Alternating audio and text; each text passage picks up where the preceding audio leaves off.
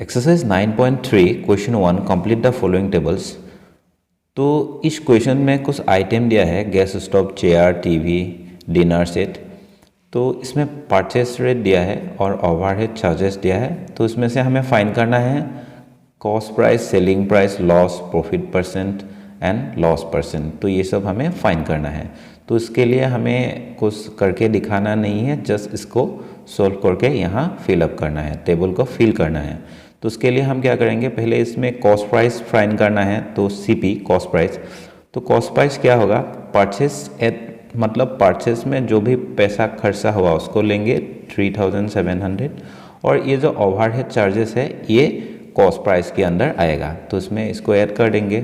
जब दोनों को ऐड करेंगे तो वैल्यू आएगा 4500। तो ये जो कॉस्ट प्राइस होगा 4500, मतलब 4500 होगा कॉस्ट प्राइस। तो इसमें सेलिंग प्राइस कितना होना चाहिए, सेलिंग प्राइस फाइंड करना है। सेलिंग प्राइस फाइंड करने के लिए इसमें प्रॉफिट दिया है 900, तो ये बन गया है कॉस्ट प्राइस। कॉस्ट प्राइस के साथ जब हम प्रॉफिट को ऐड कर देंगे, इधर प्रॉफिट को जब ऐड कर देंगे, ये जो भी वैल्यू आएगा ये सेलिंग प्राइस होगा। तो इसको ऐड करेंगे, 0 0 होगा। 9 + 5 = 14 का 4 कैरी 1 तो 5400 होगा। तो इसका सेलिंग प्राइस क्या होगा, 5400।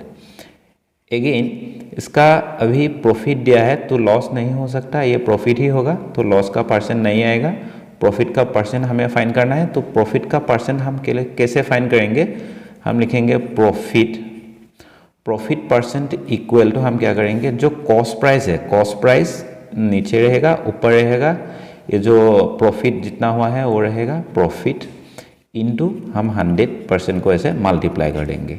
तो कॉस्ट प्राइस कितना था, ये सीपी था 4500, और प्रॉफिट कितना हुआ 900 इंटू 100%।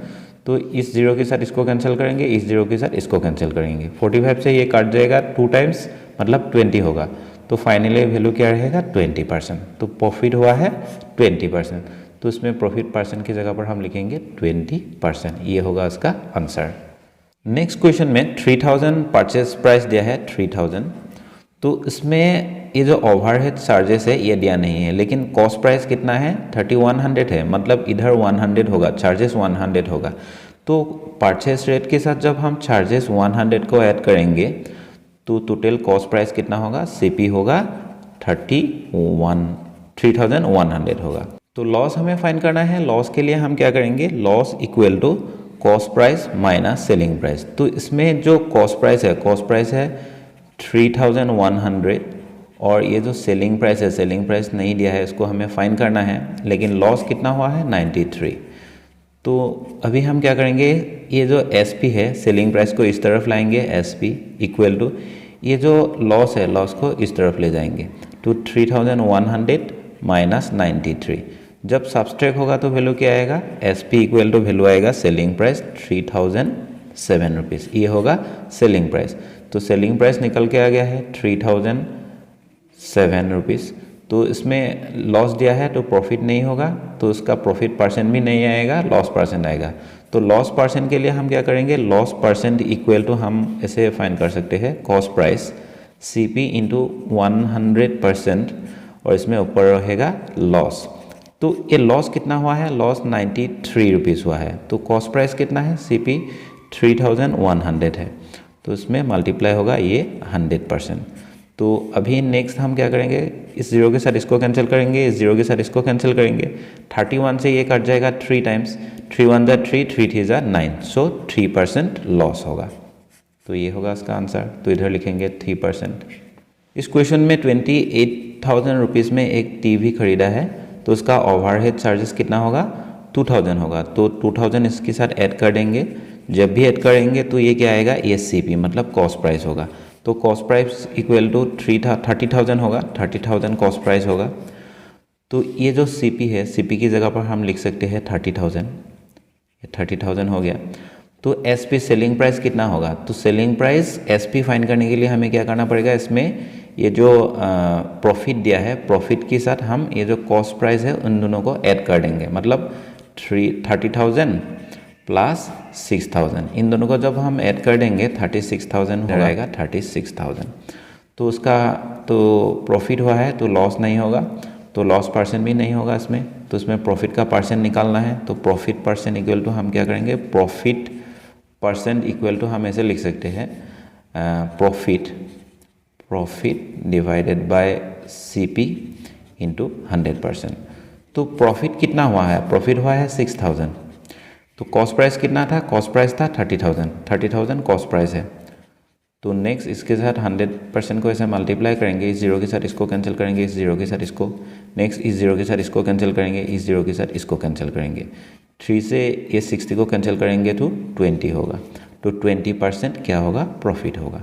तो इसका आंसर आएगा 20%।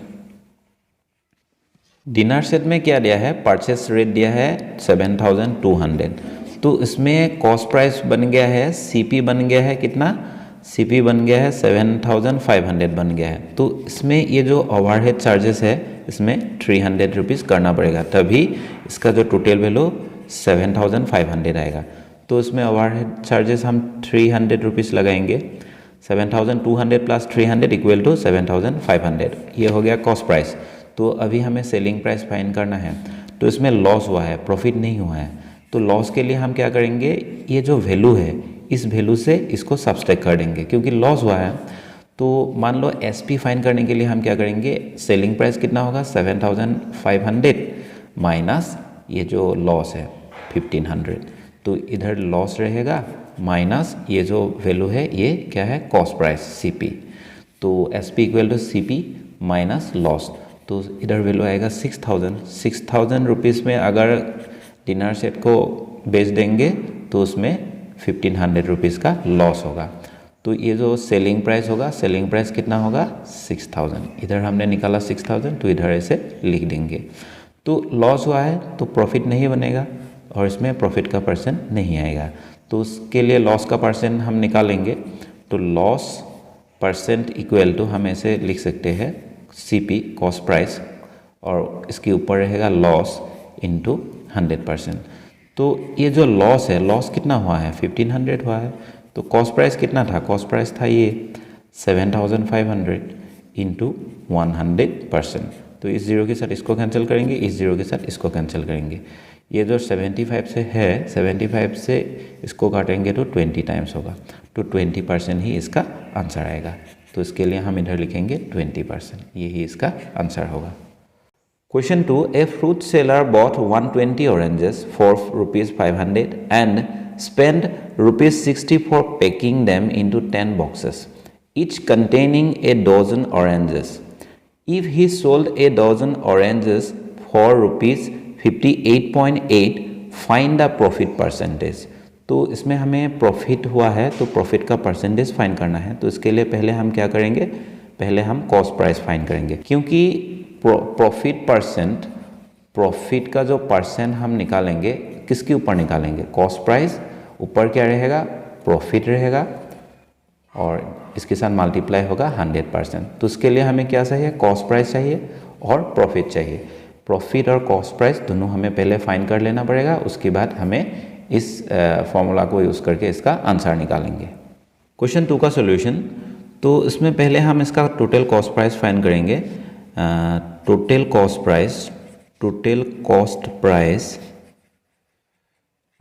कॉस्ट प्राइस इक्वल टू हम लिखेंगे, तो 500 पहले उसने 120 ऑरेंज को बाय करने में खर्च किया और उसके बाद 60 रुपीज़ पैकेजिंग के लिए खर्च किया, तो टोटल कितना होगा 560 रुपीज़ कॉस्ट प्राइस होगा, मतलब ये CP है।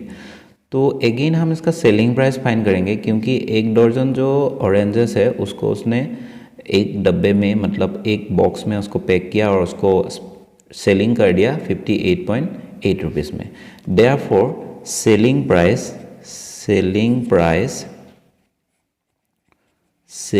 Price of 1 dozen oranges equal to 58.8।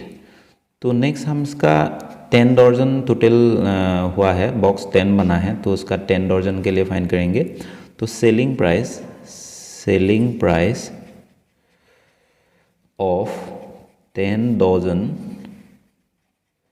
oranges equal to 58.8 into 10 करेंगे।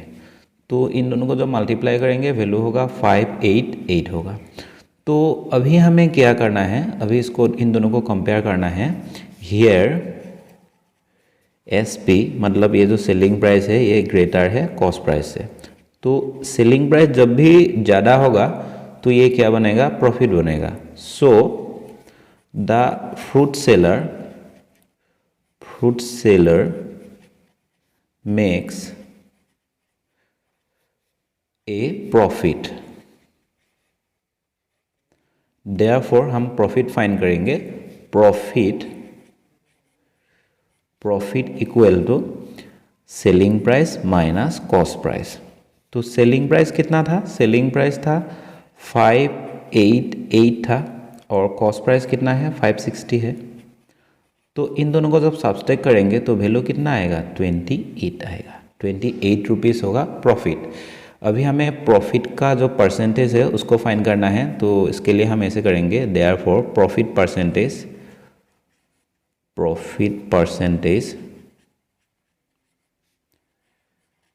इक्वल टू, ऊपर लिखेंगे प्रॉफिट, नीचे लिखेंगे कॉस्ट प्राइस इंटू 100% को ऐसे मल्टीप्लाई कर देंगे। तो प्रॉफिट कितना हुआ है उसको ऊपर लिखेंगे और कॉस्ट प्राइस कितना था 560 इंटू 100%। तो इस जीरो के साथ इसको कैंसिल करेंगे। 28 एंड 10 मल्टीप्लाई होके टोटल वैल्यू रहेगा 280 डिवाइडेड बाय 56। तो 56 से जब हम 280 को डिवाइड करेंगे तो वैल्यू कितना बनेगा, इससे ये कट जाएगा 5 टाइम्स। तो देयरफॉर आंसर आएगा 5, मतलब 5% होगा इसका आंसर। तो प्रॉफिट का परसेंट हमें मिल गया है 5%।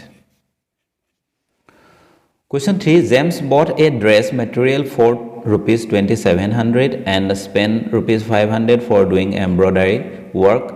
He sold that dress and got a profit of 7%. Find the selling price of the dress material. तो इसके लिए हम क्या करेंगे, पहले इसका टोटल कॉस्ट प्राइस फाइंड करेंगे, टोटल CP कैसे आएगा। ये जो पहले उसने बाय किया था 2700 में, उसके बाद उसने एम्ब्रॉयडरी में खर्च कर दिया 500। इन दोनों को जब मिला देंगे तो कितना आएगा 3200 आएगा। ये जो 3200 है ये CP है, टोटल CP मतलब कॉस्ट प्राइस हो गया।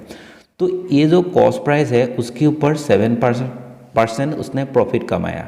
तो 3200 इंटू 7% मतलब 7/100 ऐसे करेंगे। तो इस जीरो के साथ इसको कैंसिल करेंगे, इस जीरो के साथ इसको कैंसिल करेंगे। इन दोनों को जब मल्टीप्लाई करेंगे तो वैल्यू आएगा 224। ये 224 मतलब 224 रुपीज़ उसको बेनिफिट हो गया, मतलब ये प्रॉफिट है। तो ये प्रॉफिट हो गया, ये हो गया कॉस्ट प्राइस और ये हो गया प्रॉफिट। तो सेलिंग प्राइस क्या होना चाहिए, selling price CP plus profit होना चाहिए, प्रॉफिट। ये जो कॉस्ट प्राइस है 3200 प्लस प्रॉफिट कितना आया 224। इन दोनों को जब ऐड कर देंगे तो सेलिंग प्राइस आ जाएगा। तो पहले हम लिखेंगे टोटल कॉस्ट प्राइस,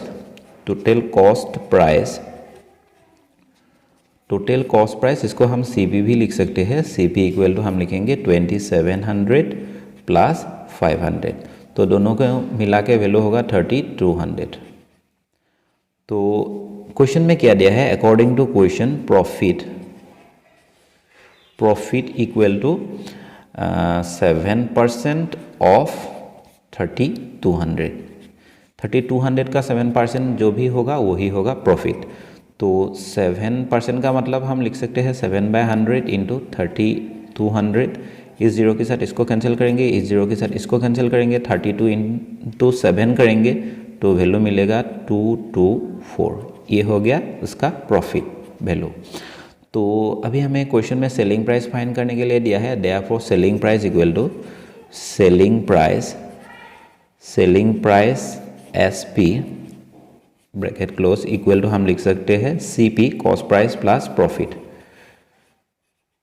तो इसमें कॉस्ट प्राइस कितना है 3200 प्लस प्रॉफिट कितना है 224। इन दोनों को जब ऐड करेंगे तो वैल्यू क्या आएगा 3424, ये आएगा इसका आंसर। तो आंसर हम लिख सकते हैं SP इक्वल टू 3424। 24, यही होगा इसका answer. Question 4, Vikram bought a motorbike for ₹27,500 and spend ₹1,500 for its repair. If he sold it and lost 5% in the deal, find the selling price of the motor bike. तो इस question में total cost price कितना होगा? Total CP equal to 27,500 plus इसने repair करने में खर्च कर दिया 1,500।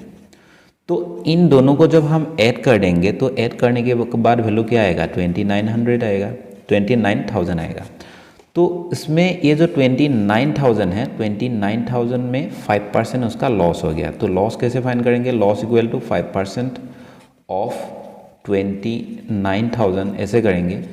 तो 5/100 करेंगे इंटू 29,000 करेंगे। तो नेक्स्ट इस जीरो के साथ इसको कैंसिल करेंगे, इस जीरो के साथ इसको कैंसिल करेंगे। इन दोनों को जब मल्टीप्लाई करेंगे तो वैल्यू आएगा 1450। ये लॉस हो गया है। तो अभी क्वेश्चन में हमें सेलिंग प्राइस फाइंड करने के लिए दिया है SP। Selling price equal to क्या होगा? ये जो कॉस्ट प्राइस है, कॉस्ट प्राइस CP माइनस हम लॉस कर देंगे। लॉस ये हुआ है और CP ये हुआ है। तो ऐसे जब करेंगे जो भी आंसर आएगा यही होगा इस क्वेश्चन का आंसर। तो इसके लिए हम ऐसे करेंगे, देयरफॉर टोटल कॉस्ट प्राइस ये CP होगा। CP इक्वल टू कितना होगा? 27,500 प्लस इधर दिया है 1,500, तो 1,500 ऐसे लिख देंगे। तो इन दोनों को जब ऐड करेंगे तो टोटल वैल्यू आएगा 29,000, मतलब 29,000 आएगा रुपीज़। तो अभी हमें इसका लॉस फाइंड करना है। Therefore loss equal to 5% of 29,000। तो 5/100 होगा इंटू 29,000 होगा। इस जीरो के साथ इसको कैंसिल करेंगे, इस जीरो के साथ इसको कैंसिल करेंगे। 5 इंटू 290 जब करेंगे तो वैल्यू आएगा 1450। ये लॉस हो गया है 1450, ये 50 है, ये लॉस हो गया है। Therefore selling price of the motor bike equal to, हम ऐसे लिख सकते हैं, selling price of the motor bike equal to cost price CP minus loss. तो इसमें CP कितना है? 29,000 है।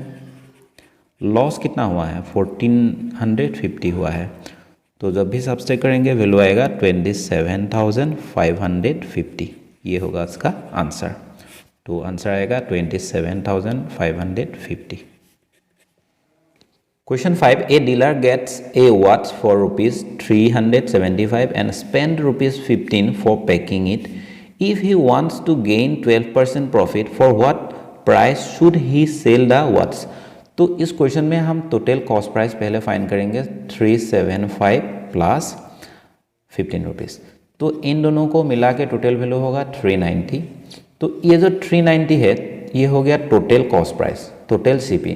तो इसके ऊपर हमें 12% निकाल लेना चाहिए, क्योंकि ये जो 12% होगा ये प्रॉफिट होगा। तो प्रॉफिट हम फाइंड करेंगे, प्रॉफिट इक्वल टू 12% ऑफ 390 करेंगे।